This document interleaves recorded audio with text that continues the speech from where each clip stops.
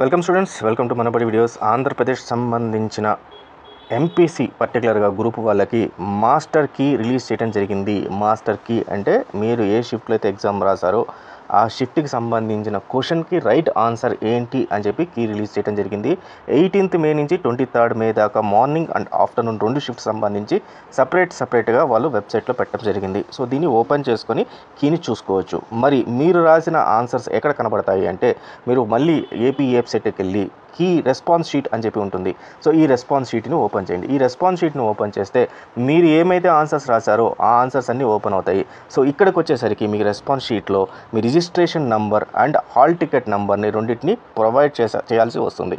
చేసిన తర్వాత మీకు రెస్పాన్స్ షీట్ అనేది ఇక్కడ కనబడుతుంది. ఈ రెస్పాన్స్ షీట్ చూసుకున్న తర్వాత ఏదైతే బోర్డు పేపర్లో తప్పులు ఉన్నాయి, నేను రాసిన కీ కరెక్ట్ అనుకుంటే కీ అబ్జెక్షన్స్ అనేది రేజ్ చేయాల్సి ఉంటుంది. దానికోసం ఇక్కడ క్లిక్ చేయాలి. సో ఇక్కడ క్లిక్ చేసిన తర్వాత మీ application number, hall ticket number as well as mobile number ఈ 3 డీటెయిల్స్ ఇస్తే మీకు అక్కడ కీ కనబడుతుంది, మీరు రాసిన రెస్పాన్స్ షీట్ కనబడుతుంది.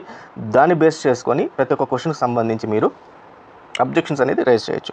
మరి బోర్డు వాళ్ళు కీ తప్పిస్తారా అంటే ఎస్, కొన్నిసార్లు జరుగుతుంది. సో ఎందుకు జరుగుతుంది అంటే వీళ్ళు కరెక్ట్ ఆప్షన్ అనేది ఏదైతే ఉందో ఒక ఆన్సర్కి ఆ కరెక్ట్ ఆప్షన్ అనేది ఫలాంది అని చెప్పి పెడతారు. కానీ ఈ రాంగ్ ఆప్షన్స్ ఏవైతే ఉన్నాయో ఈ రాంగ్ ఆప్షన్స్ అనేది ఫ్లూక్గా ఏదో ఒకటి పెడతారు తప్పితే కరెక్ట్ ఆప్షన్స్కి పైన ఏదైతే ఉందో దానిపైన ఎక్కువ ఫోకస్ చేయడం జరుగుతుంది. సో ఈ రాంగ్ ఆప్షన్స్ కూడా నియర్ బైగా కరెక్ట్ ఆప్షన్స్ తగ్గట్టుగా ఉండేట్టుగా ట్రై చేస్తారు.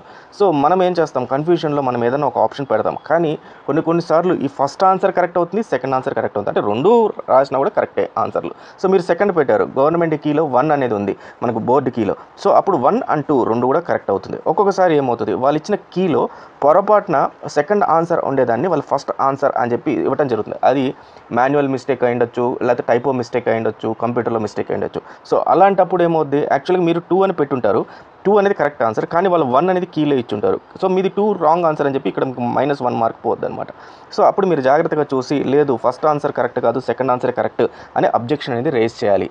సో ఇలా మీరు అబ్జెక్షన్స్ అనేది రేస్ చేస్తే ఆటోమేటిక్గా కీని మళ్ళీ మార్చడం జరుగుతుంది. కీని మార్చి మీకు ఎక్స్ట్రా మార్కులు అనేది పడటం జరుగుతుంది. కాబట్టి త్వరపడండి. సో మనకి ఎక్కువ టైం లేదు, 1 or 2 డేసే టైం ఉంది. సో ఈ రకంగా మీరు చేస్తే మీకు ఆటోమేటిక్గా మార్కులు అయితే పడిపోతాయి. So all the best students, thank you very much.